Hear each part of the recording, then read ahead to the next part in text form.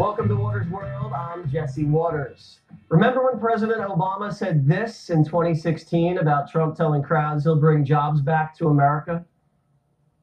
When somebody says, like the person you just mentioned, who I'm not going to advertise for, that he's going to bring all these jobs back.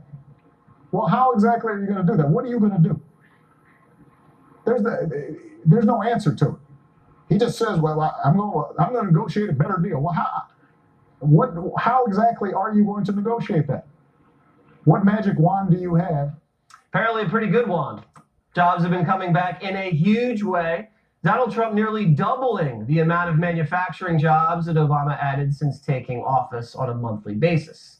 Joining me now, the executive vice president of the Trump Organization and son of President Trump, Eric Trump. Good to see you, Eric. Abracadabra. There it is, waving around. Amazing, huh? I love the line. I think he said it on Twitter the other day, jobs versus mobs. Yeah. And that's a great way to frame the election. You know why he got jobs back and Obama couldn't?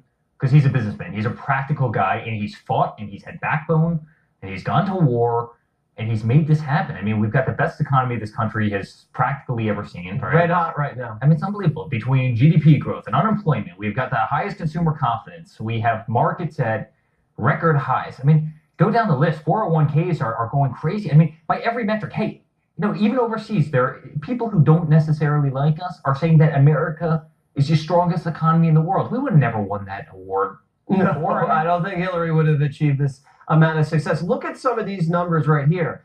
Steelworkers getting a 14% raise.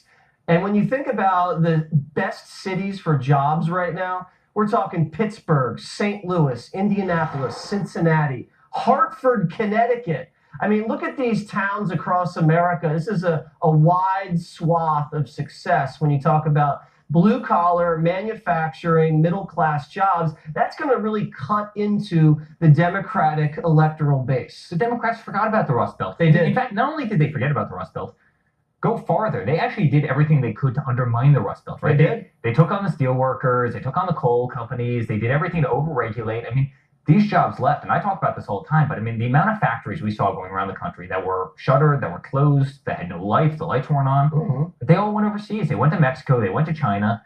We rebuilt those countries, right, at the behest of the American worker, and it's why people are upset. It's why people are mad. And now all of a sudden you have 3.7% unemployment, more African Americans unemployed than ever before in history, more Hispanics employed than ever before in history, more females, the same thing. I mean, people have jobs, and they're not working 3 jobs anymore, right? They're working 1 job, and they have benefits. And I mean, the country is doing amazingly well. We're the envy of the rest of the world now. Everybody wants to be America. And here you had Obama 2 years ago saying, well, what's Trump going to magically... he's an amazing guy. He's a results-driven guy, Right. and that's what America picked. And we need more business people in Washington. Honestly, these swamp creatures. The swamp creatures. I think Trump is like tequila. He always wins. Wow. I know you don't drink too much, but I think for people that do drink tequila, tequila always wins. Let me talk to you about, your father says, Pocahontas. And as we know, she took a DNA test. Turns out she's 1/1000th, possibly Native American, possibly 1/1000th. And this is what your father had to say about her. Let's roll it. Do you owe her an No, apology? no, What about the money that I you... owe her. She owes the country an apology. What's the percentage? 1/1000? I don't have the exact Okay, numbers. tell me, when you have the percentage, tell me what the What about the percentage money that you told her you would... is. You mean if she gets the nomination in a debate where I was gonna have her tested? I'll only do it if I can test her personally. Okay, that will not be something I enjoy doing either. That will not be something I enjoy doing She either. actually wasn't 1/1000th. She's 1/1024th. It's actually substantially worse. I'm than that. sorry. Let's not forget about the decimal place. I mean, this is Yeah. how crazy this is, right? She's writing Pow Wow Chow cookbooks. Let's dwell on that. She has a cookbook, Pow Wow Chow. Pow Wow, okay? And she calls herself a Cherokee Indian in the cookbook. And according to the Washington Post, a lot of these so-called recipes look like they're just lifted from other recipe books. They're plagiarized. The whole thing's crazy. She's not a Native American. She plagiarized her book and she plagiarized her own But DNA. the funny thing is, she comes out, she does this like infomercial, right, where she's sitting there, the guy calls her up, I'd like to resist, I mean, Give me a break. You're 1/1024. You're less Native American than I am, and you are, Jesse. Like, Eric, we had our DNA tests done on the 5, and I was 0.1% black. So I'm more black than Elizabeth Warren is Native American. Well, Think about that. even when Imagine if I went around and telling everybody I was black. Even when the Cherokee Indians come out and they say, give me a break, like, this is an insult to our tribe. Yes, the tribe has spoken. You know what? And honestly, that's why she's not going to win. And, Right. And this is what people are sick and tired of, right? She was using it as a way to get into college. She was using it as a way to advance her career and get a better job. People don't want this nonsense. No, and all the press is saying, the left-wing press, article after article, she shot herself in the foot. She is not a serious candidate anymore. I mean, it's widely accepted now that she is not going to get the Democratic nomination. And it's too bad, because she would have made a great opponent for President Trump. Let's talk about the caravan. Now, the AP is reporting that the caravan filled with Central American migrants heading north towards our southern border has now allegedly been turned around. And I know your father said he was going to cut off aid and he was going to send the military. This is a big win. It is. Don't get tired of winning, Jesse. Don't ever get tired of winning. We're not. But it is. And he did something very smart. He told the countries where the people are coming from, we give you a lot of foreign assistance. We give you a lot of financial aid. Mm-hmm. And guess what? We're not giving you that aid if you don't take care of this problem. We don't want to inherit your problem while we give you aid. You fix this problem. And he also has a great relationship with Mexico. It's the first time we've had a great relationship with Mexico in a long time. Yeah, they just re-signed NAFTA. Which, by the way, kills the Democrats because they always threw out the, Trump's anti-Hispanic, Trump's. My father has an unbelievable relationship with Mexico. You see what they did with this whole caravan. Mm-hmm. He's winning. Yeah, that was very strong. And we know what happened in Europe when they had all these migrants flood across into that continent. That didn't go too well. And now Merkel, even herself, has said, it's something I regret. You don't want to make the same mistake twice. Rosie O'Donnell, she's back. Here's what she had to say.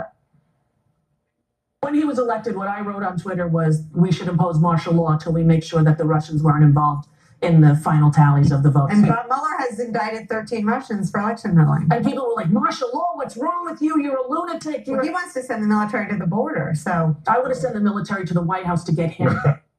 Military to the White House. Wow. Could you imagine if you had said about President Obama, we should send the military to the White House and take him out? Game over. Game over. Game over. She appears every 2 months, and then she embarrasses herself, and she disappears for 2 months. Guarantee you won't hear from Rosie O'Donnell for another 2 months. And then she reappears, and then she embarrasses herself. It's like this game of whack-a-mole. Did she work for you? Because it seems like every time she says something, it helps the president. You know what? Is he paying her, really honestly? The sad thing about it, this country is doing, despite this nonsense and the noise and the rhetoric and the Rosie O'Donnells and the Pocahontases and everybody else, this country is doing so well. America has never done better.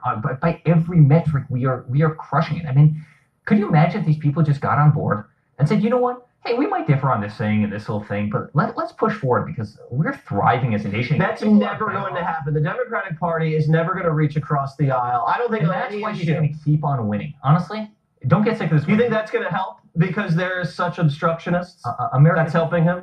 America might have people on the right. They might have people on the left. What America doesn't like, what I don't like, is radical, right? And they have become a mob. The left has become a mob, the vast majority of them. You see Antifa, you see them lighting pickup trucks on fire. You see them yelling at people in restaurants when they're going out to a nice dinner with their wives. The one day a week with Ted Cruz, you saw what happened. Yeah, they're making Ted Cruz look like a sympathetic character. Scratching at the Supreme Court doors while making fun. I mean, people aren't into this stuff. I know. People want civility. People want, hey, if you differ a little bit, fine. And it's honestly ironic because the left has accused President Trump of being uncivil, yet every time they go outside in public, they're the most uncivilized group of people. Like you said, they firebombed a limousine during the inauguration. Someone was almost stabbed when he was running for office. There was another person in Minnesota assaulted, punched in the face, and given a concussion.